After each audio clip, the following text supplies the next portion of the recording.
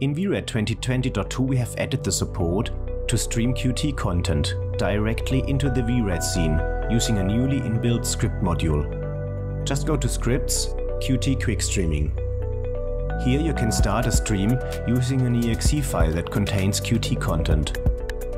Now you must create a web engine that can be linked to the stream, like here in the dashboard example.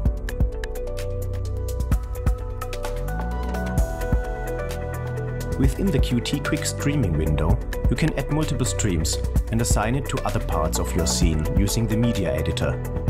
Here you can see the dashboard Qt content and the Qt calendar running at the same time.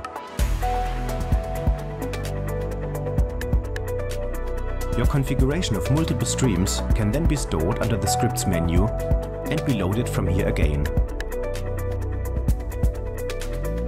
Another way is to directly start a web stream from out of Qt Design Studio, for example. Therefore you have to create a new run configuration within Qt Design Studio using the command that tells the software to stream the content to a specific port.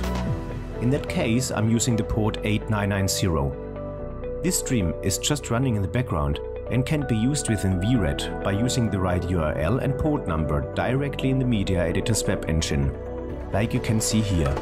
With the new script you are now able to run all your Qt content in VRED and save and load configurations, which saves you much time in your design process.